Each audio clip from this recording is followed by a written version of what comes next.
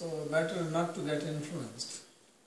Because when you get influenced, then the duel starts, the tennis match.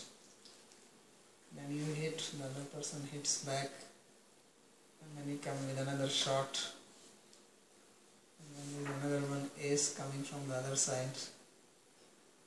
So then that is a nice game. Till you get tired, then you relax, have some cool drinks, prepare, and then again start. Right? So this is the match which goes on between husband and wife or partners, whatever you call it. So it says that if you watch this, then you don't become influenced by it. So it says that people become attached to the senses and their functions. Sajjante guna karmasu. And when you become attached to them, then it is very hard to extricate yourself from that mess. So this is what goes on in life basically. These are the senses which are working. Every human being is a set of senses basically. If you want to see, you have senses, he has senses, you have senses. And these are the senses which are getting involved. You see somebody and you fall in love with that person and you say, oh, such a nice face, beautiful eyes. So why you fall in love? You may think that you are making this decision, but actually it's just the nature.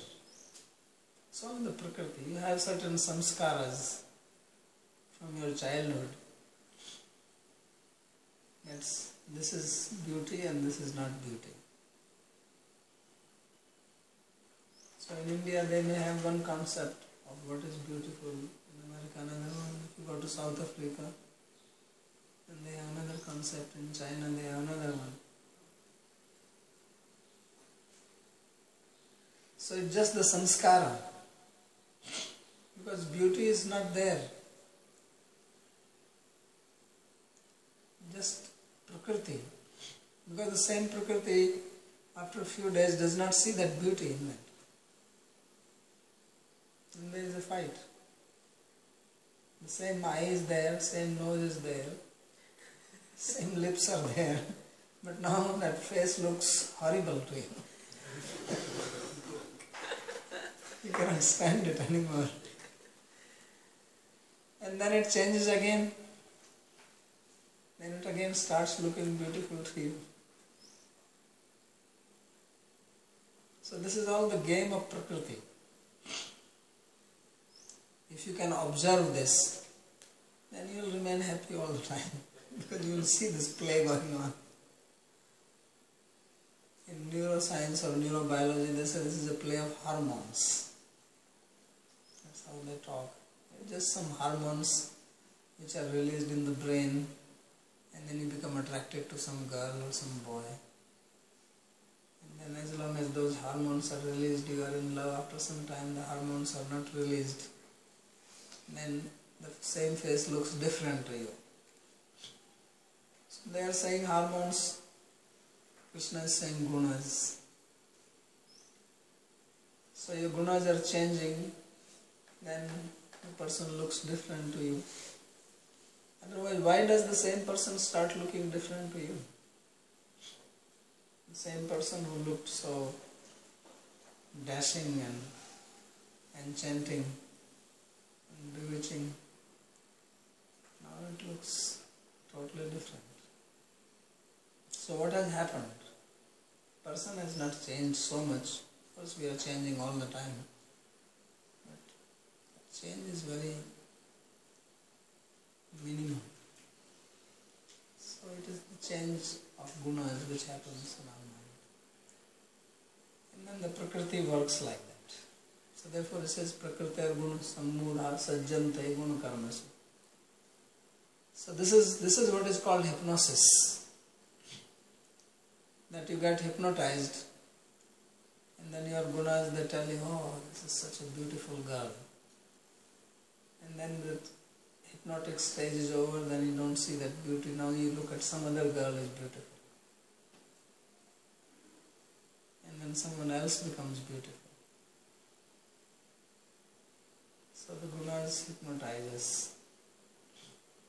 We have this Prakriti inside, and that Prakriti influences. So all our decisions, they are influenced by the gunas. When you make a particular decision, later on you may say, well, I made a mistake. But at that time you did not think like that.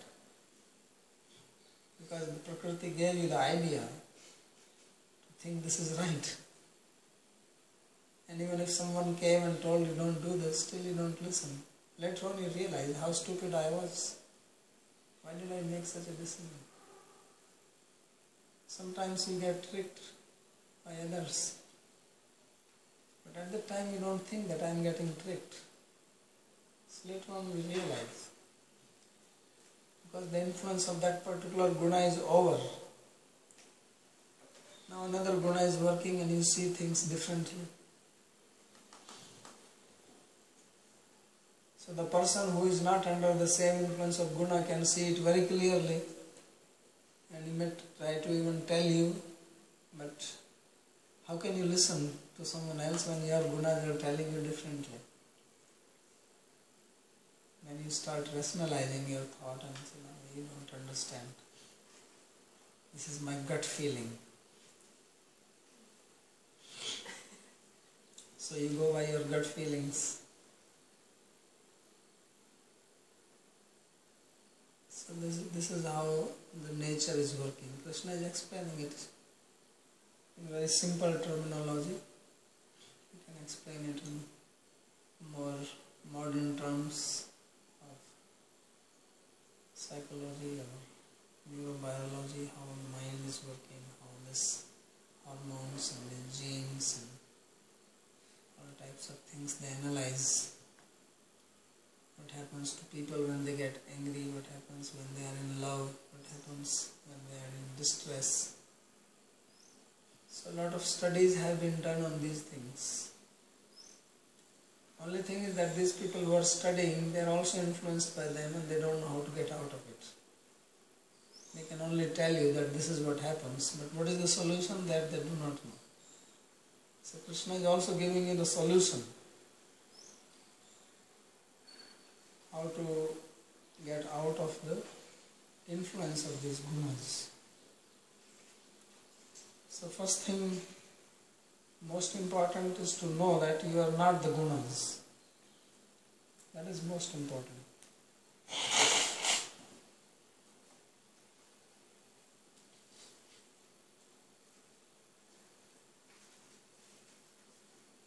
Because as long as you identify with them, then you cannot become free from them.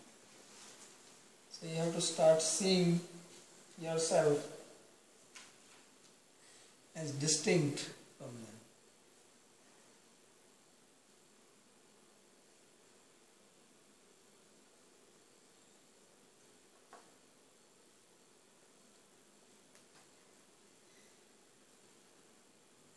So it says, Tana kritsan vido mandan kritsavinna vichalayit. That a person of perfect knowledge should not disturb the mind of those who are ignorant and less intelligent. So should not disturb here does not mean not to teach them, but should not try to tell them to stop it, because they cannot stop. You should educate them and let them work in a regulated way. But just to tell them that anyway you are not like this, you are free from all this and don't do this.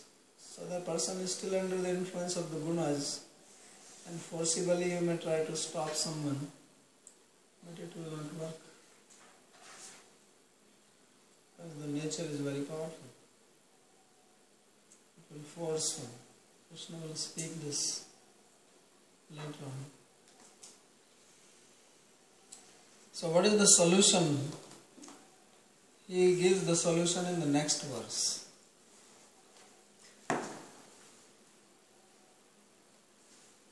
Solution is very simple but very difficult. So he says, Mai sarvani karmani sanyasya adhyatma chetasa nirashir nirmama bhutva yuddhasva vigatajvara. Therefore, dedicating all actions to me with your mind fixed on the self and giving up desire for the fruits of the feeling and the feeling of ownership, fight without lethargy.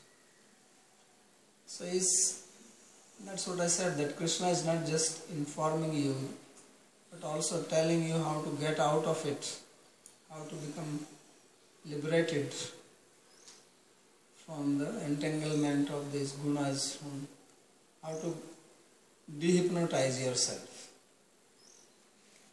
how to make yourself situated in your own self. He is also giving the process for that. So process is very simple, but because we do not have faith, we will not do it. So it says, Mai sarvani karmani sanyasya adhyatma chetasa. That you offer all your actions to me. So why shall we offer all our actions to him? Because if we study the nature, then we realize that the nature belongs to him. It's like if you work in a company or in an office and you are given a room to sit down, a computer to work on, then whatever you do with that computer, that you do for the company. Not that you go to office and you run your business from there. If you do that, you will be caught and thrown out. So it is expected that you use the facility for the company who has supplied you the facility. That's fair. So similarly, the machine in which we are sitting, this body, which has the senses, mind, all this equipment, this is a product of God. You may say, well, it was given by our parents. But parents were only instruments. They also followed their prakriti. Because body is made from food, we have already studied that. Annat bhavanti bhutani. And how the food comes? We said food comes because of the rain. And the rain comes because of karma, and karma is because of the Vedas, and Vedas come from Brahman. So if you see this whole series, you understand that actually ultimately everything is coming from God. Because the food which we are eating, the earth, nobody has created it. You grow food on earth, you use water, air, sunlight for producing. And none of these things are created by our parents or by our government. But it's part of nature which belongs to Krishna. Krishna says it is my nature, mama maya. And that's what is making our body. So we may buy food from anywhere, from the supermarket, we may pay for it. But ultimately, if you analyze, it is coming from God.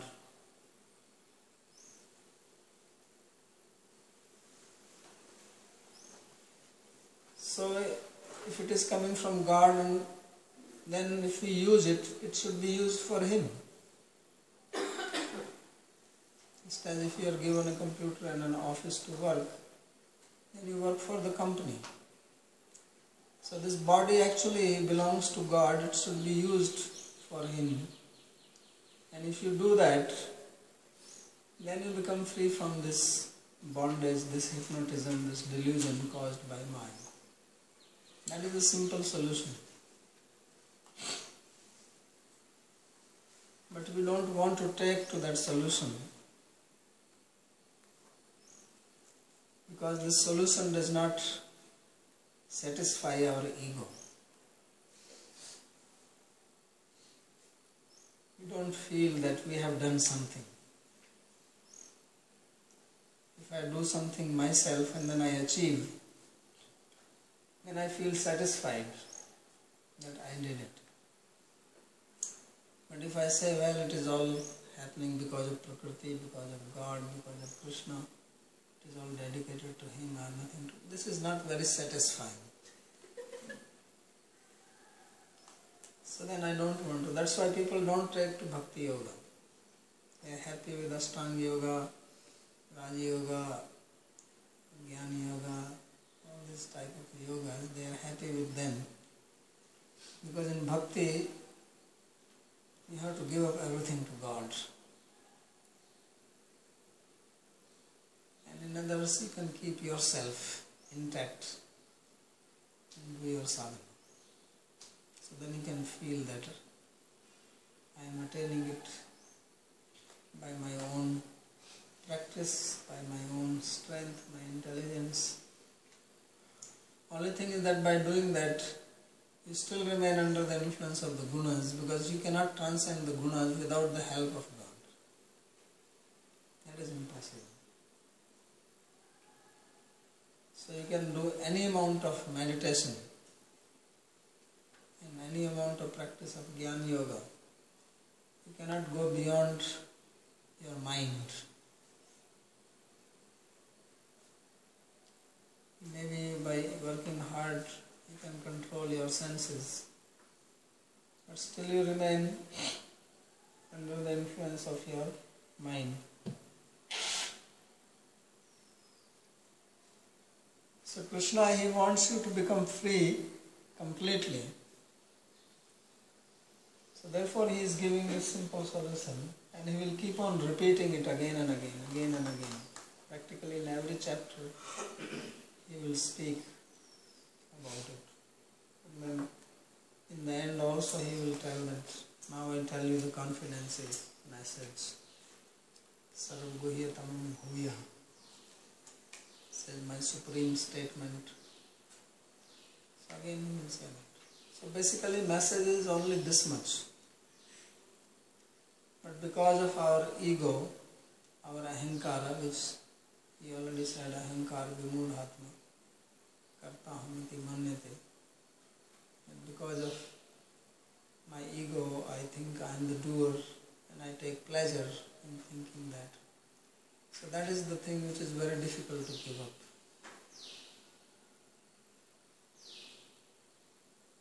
And that's why he keeps on telling this again and again, do this, and if you don't do this, then you suffer. So in this verse he says, and in the next verse he will say, if you don't do this, what happens?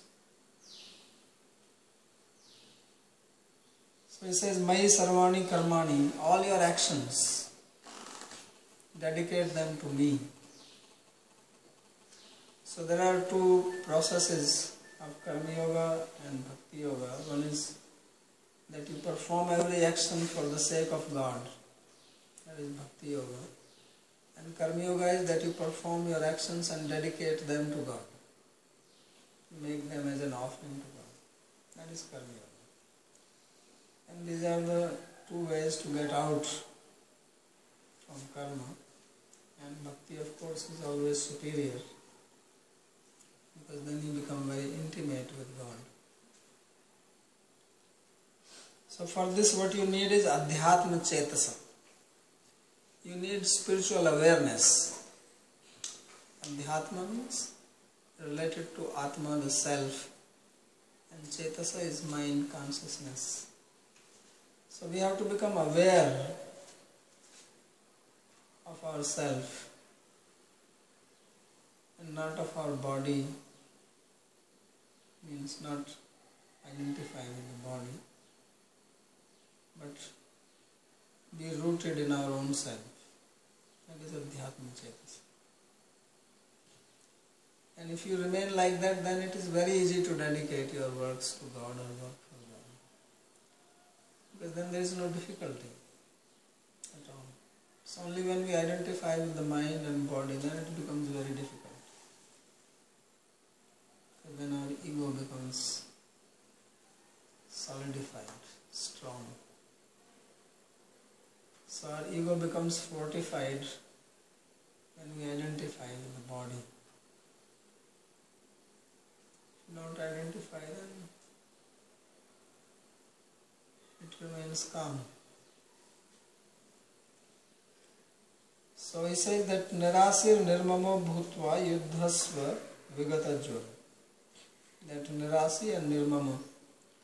So Nirasi literally means not having any asha or desire for the results of your actions. And Nirmama means not having the feeling of ownership. So we think that this is my body. But actually we can also think that this body belongs to God. It has been given to me. It's like you go to the office and the computer belongs to company, but it is given to you to use. So like that we can think of the body also. Not that it is my body. So you can still speak like that, I and my, but know that it does not belong to you. Because when we die, we cannot take this body with us. You will leave this. It's like when you have to leave the company. If you resign from the company, you cannot carry the computer with you. You say, well, I worked 20 years on this computer and now I can take it. They will not allow you. So you may say, I lived in this body 70 years, 90 years, whatever, now I take it with me. You cannot. You have to go alone yourself. Because it is not your body. You did not come with it. You cannot live with it. In between it is given to you so that you can use it to whom it belongs.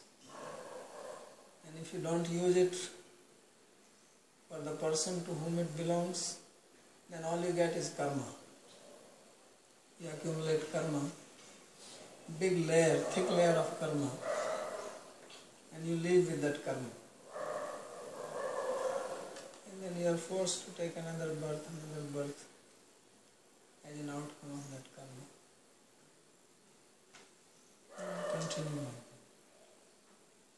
So he says, Nirasir Nirmamo Bhutva Yuddhasva Vigata Jara. So what do you do? He says, Krishna says that you fight. But he says fight without any lethargy. Not that now why shall I fight? Anyway, the body does not belong to me. So I don't care. No, he says now you do your duty properly with enthusiasm. So the word jvara, which is used here in this verse, Vigata Jvara. Jvara actually means fever. And Vigata Jvara means without fever. So usually we have fever. Fever means temperature more than normal. So various types of material desires are like fever. Every desire increases your temperature. That's why when you get angry, your temperature actually goes up. But even when you are not angry, your temperature is still little more than normal because of the desires. So whether it is lust or anger or greed, they all increase the temperature.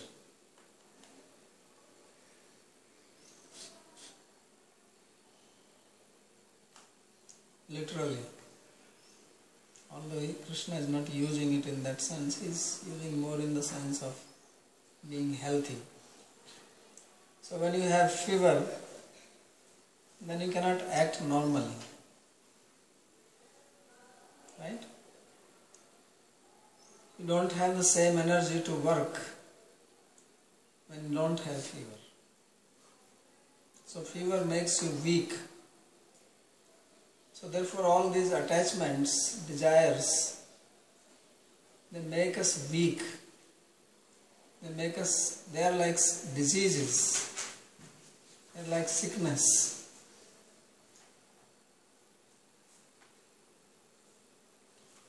Although we do not see them as diseases. We only see if I get malaria, then I say I am sick. But if I have the diseases of kama, krodha, lobha, all these lust, greed, anger, fear, I do not see them diseases. They are actually real diseases. And we have to take care of them. Because they are the ones which keep us bound and we cannot act properly.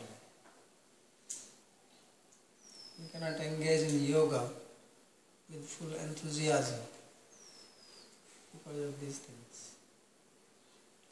So fighting here signifies engaging in yoga.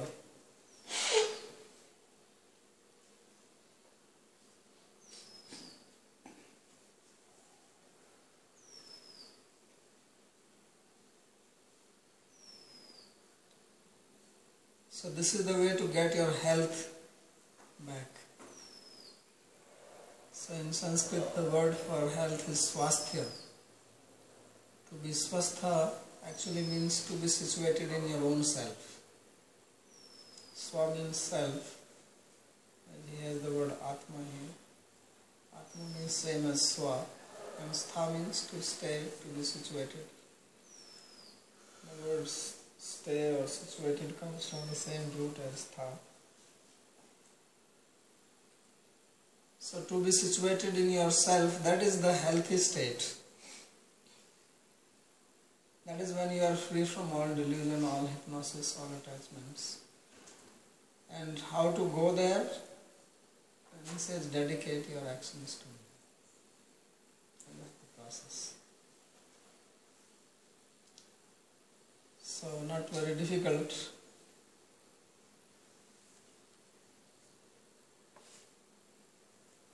And if you do not do this, then also he informs what happens if you don't do this. Ye me matamidam nityam manutishtanti manava shraddhavanto nusuyanto muchyante tepi karmabhi. He says those people who always practice this teaching of mine with faith and without envy are surely freed from karma. So first he explains the outcome of those who are following it. And in the next ones, he describes those who do not follow.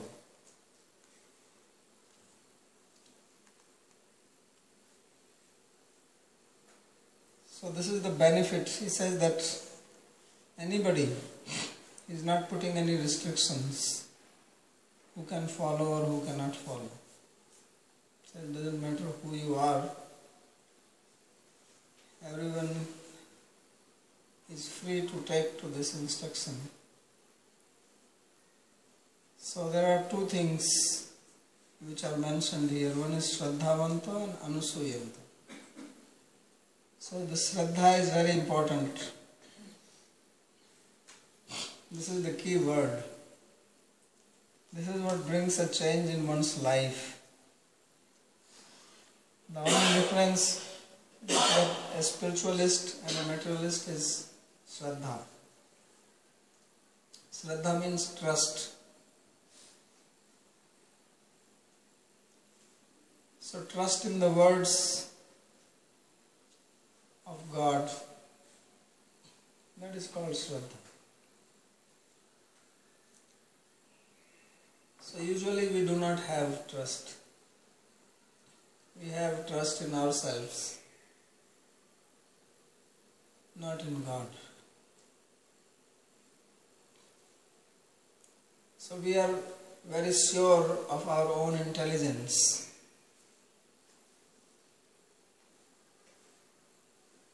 Everybody thinks that I am intelligent and I know what to do in life. And it's difficult to take instruction from other person. Although we are always learning from others, whatever we actually know, it has come from others. Nobody is born with an encyclopedic mind. We are learning from others. But yet, once I have learned it, then I think that it is my knowledge, I know it. I don't depend on anybody. Why shall I care for someone else's instruction? So Krishna says that those who are Shraddhavanta, those who have trust, means they have doubt on themselves that I am not so knowledgeable, not so wise that I can actually figure out that reality by myself. And they listen to what is being said. So they are called Shraddhavanta. So only when you have this Shraddha, then you follow. Without Shraddha, you don't follow. So if one thing which we need to acquire, that is Shraddha. So the Shraddha is a very important qualification of a practitioner.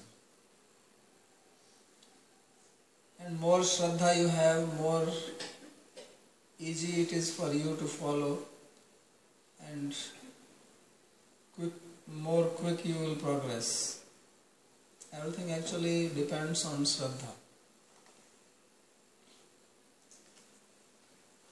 So,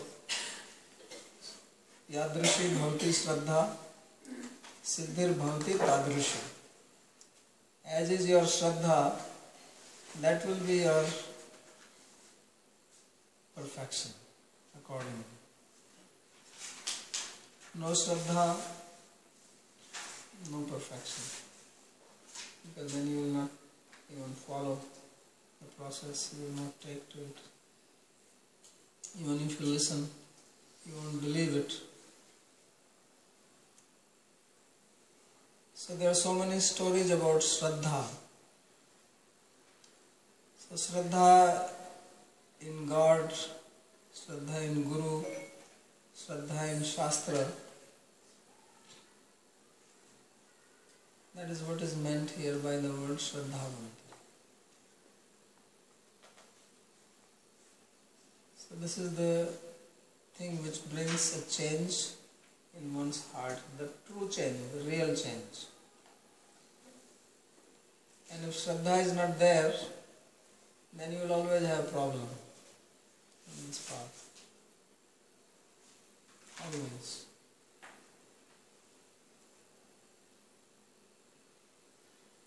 And then the next word he says is Anusuyanta, means non-envious.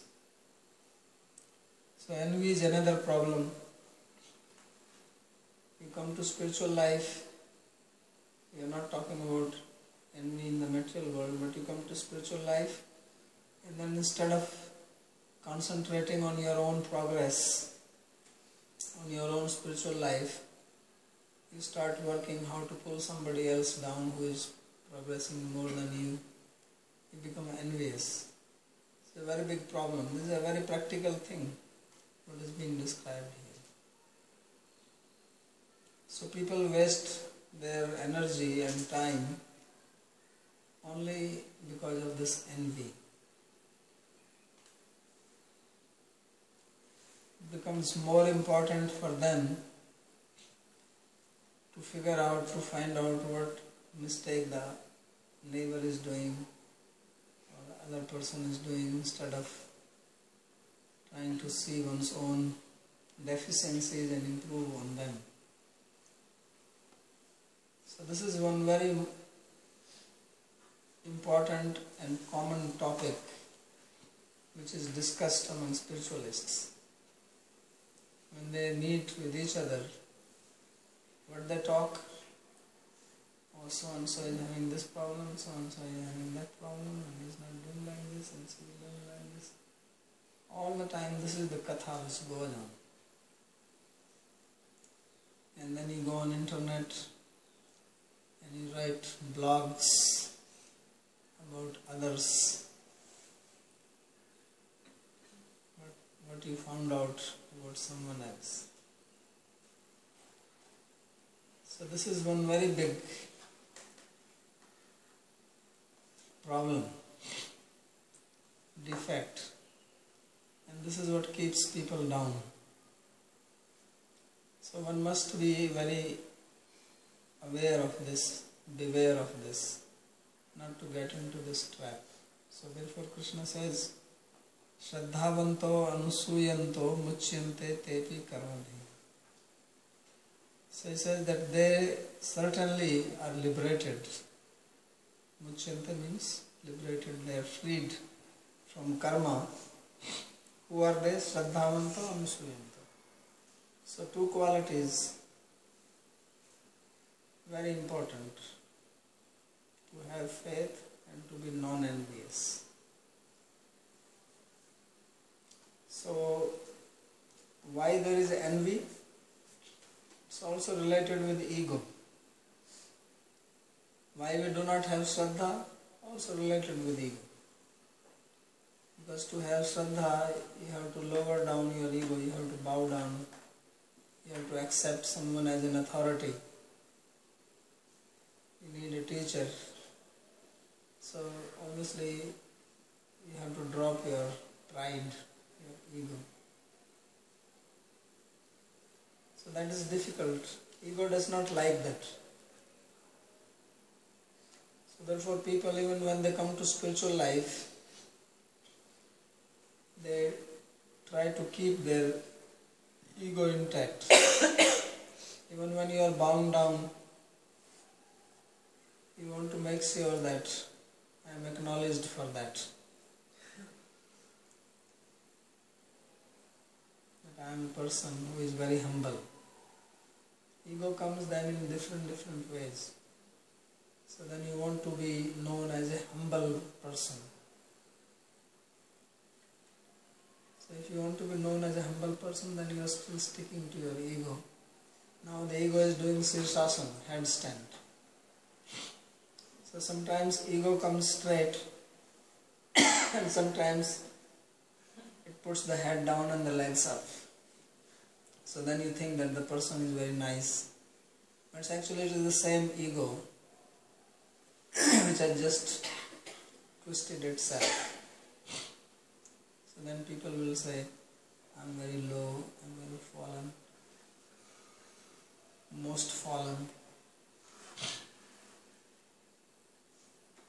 or I am most useless. So all these types of words are used now to show your ego in another way. Because somehow or other you have to be most, the best.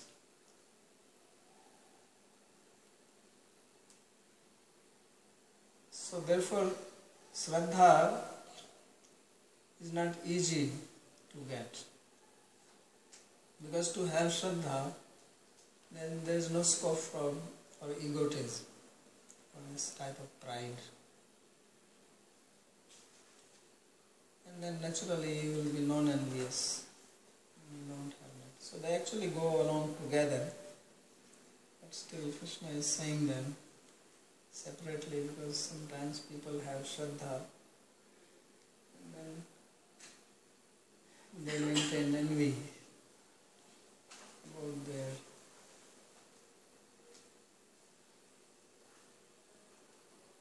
co-practitioners. So this ego is a big obstacle on this path of spirituality. So this of course does not mean that we become egoless. We have to have our ego as devotees and yogis. But sattvic ego, not the pride by which we want to crush others, we want to make politics against others to pull them down and then go forward. Because in spirituality you don't progress by such things. In material life you can progress by doing politics. but not in spiritual life. Even if you can attain some position in the society, that does not make you great. Your inner growth does not depend on these material things. That inner growth will depend on these two qualities of Shraddha and Anasuya, non-enviousness. This is what will make you grow spiritually. And once you will get the taste of it, then it becomes natural. Actually, the whole thing is to get a taste. Once you have the taste, it's very easy. But because we have taste of material things, guna guneshu vartante, our senses and sense objects, we have attachment to those things, then we only hanker for those things and we look for those things even in the spiritual society or spiritual environment. So we should not try to mix these two things.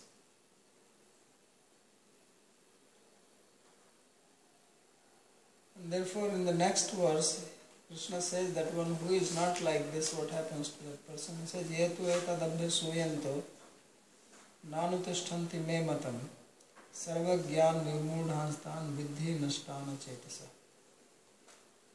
But those who are envious and do not follow these teachings of mine, know these senseless people deluded and bereft of all knowledge to be doomed. So this is a very heavy statement, but very true. So he says that if you are envious, then first of all you will not take to spiritual life, because you will be envious of God, you will be envious of spiritualist people, and therefore he says such people do not follow my teachings, because they are very proud, and thus they remain ignorant. So you may be a great scientist, great philosopher, but if you are envious, then you are still ignorant.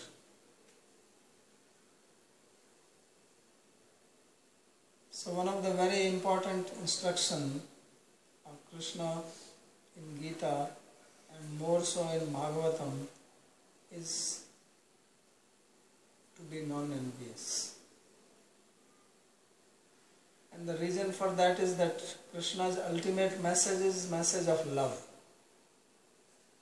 Ultimately, he is going to speak only about love. He is talking about karma and jnana and all these things. But the ultimate message, the topmost message of Krishna is love. And love and envy cannot exist together. It is not possible that you can love somebody and also be envious of that person. It is not possible that you love God and then you can be envious of His devotees, envious of His people, envious of His creation. That's not possible.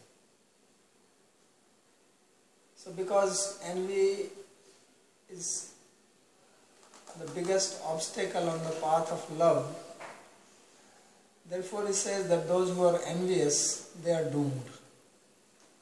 He says, Nashtan achetasa. He says that they are actually bereft of all knowledge, sarva dhyan vimudhan. Whatever they know, it doesn't have much meaning. Because what is the meaning of your knowledge if you do not have love? What is the meaning of your wealth, your possessions, your power, your position if you don't have love in your life? What is the meaning? It is like you decorate a dead body. Right? You do that. Somebody dies, then decorate him nicely and put him inside the coffin. What is the use of that decoration? What purpose does it serve? The guy is dead. But so much money is spent on decorating the dead body. So our life without love is like a dead body. Then you can have all types of ornaments in the form of wealth, power, position, all these things.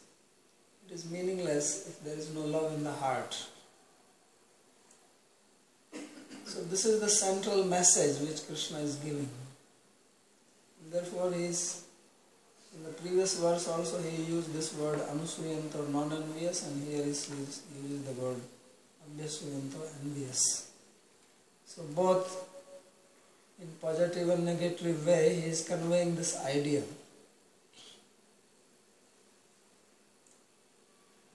And in his life he depicted this, how to be non-envious. He was here in Vrindavan, and you see this painting, he is with these gopis, these girls.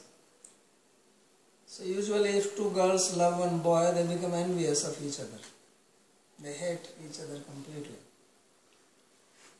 But here, these gopis, they love each other. They don't hate. And this is what Krishna is trying to show. That in love there is no scope for envy or hatred. And then only you will bloom like a rose flower or like a lotus. Then your heart will open up. Because envy, anger, lust, greed, they all close your heart. So you don't bloom. Even physically you don't bloom. But when there is love inside the heart, then everything blooms. So therefore Krishna says that those who do not listen to my instruction, he is not a fanatic. He is speaking the truth. Because his instruction is not something which is only meant for certain people, it's for everybody. And it's for their benefit. It's not that he is gaining anything from this. He is perfect. He is happy. And he wants us to be like him. Because when you are happy, you want to see people around you also happy.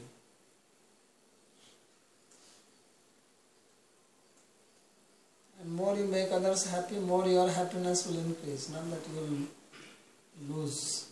Happiness is not that if I have $100, if I give somebody 50, then I am left with 50. No, you give 50, you get another 50.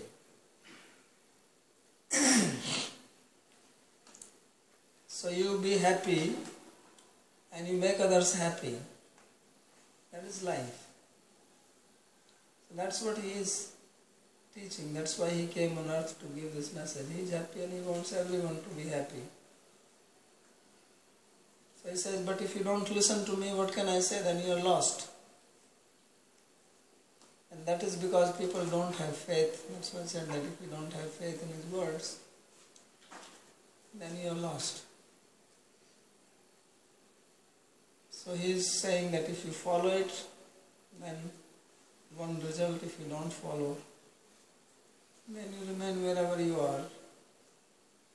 And that you know that you just suffering. So for that reason, he is directly and indirectly recommending to follow this instruction and make oneself happy. That is the instruction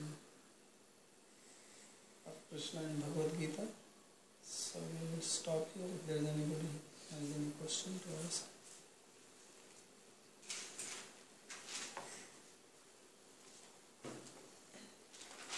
Mike, you like this? It's heavy. Right? Very heavy. But good. Heavy in the good sense. Yeah. Makes it pretty clear, depending on where you are in that process. It's very clear and very beneficial. If you actually take it, it's very beneficial. If we are in a situation, we realize that we should be watching, we should be Yeah. And if we're being hypnotized, but we realize it in the moment, what's a great way, the best way to kind of take a step back and understand that we're just watching it and that we're not a part of it, to be unhypnotized? Is there a mantra? Is there? Yeah, there is a mantra. I thought so. So you have to repeat the names of Krishna, this Mahamantra. You repeat this, and this is very powerful.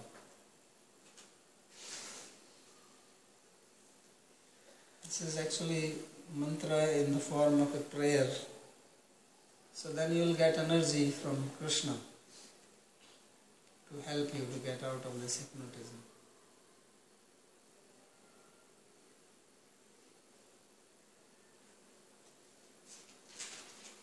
Also, like your analogy of the pressure cooker, builds pressure and then release, and then it goes back. Right. Start over. Do you ever get angry? Yeah. It's very matter of fact. Yeah, I get angry, but I know that I'm getting angry. So there are two ways to get angry. One is that you get angry and you are possessed by the anger. Another is that you get angry and you possess the anger. So whenever you like, you can switch it off. Not that you are controlled by it. So it's like you have a pressure cooker. You can remove it off the stage whenever you like. And when you want to cook, you can put it on the stove and cook. And when cooking is done, you remove it.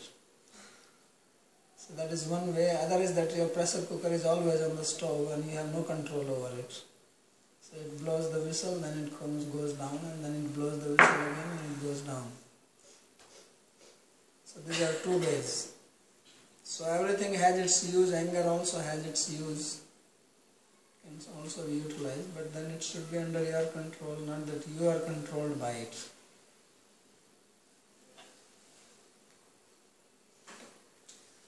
So God can also become angry, but His anger is not like our anger.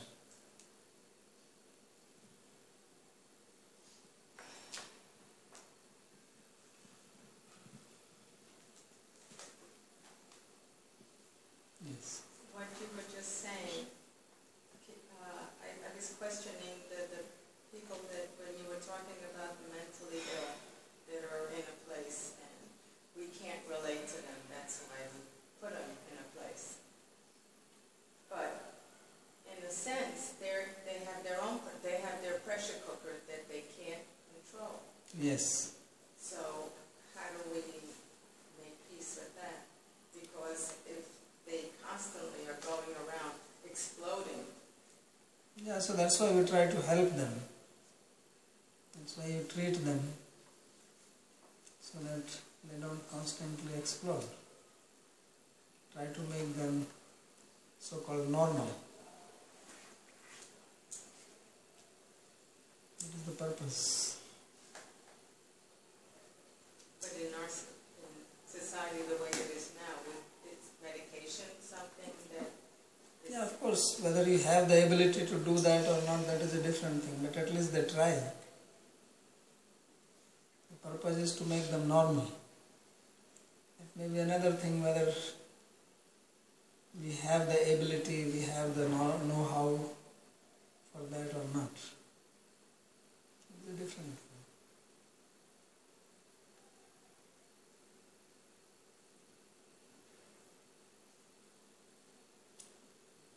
Yes. Could you say about meaning and symbolism and a bit of history of the swastika sign?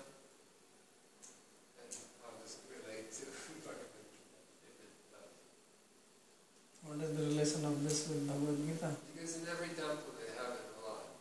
And This swastika sign signifies, it's a sign of auspiciousness. So, signs have certain energies in them, right? So it conveys progression. It's like you have chakra. So chakra means something which is moving, active. So swastika is a sign of progress, signifying progress, spiritual progress, prosperity. That is the meaning of the sign.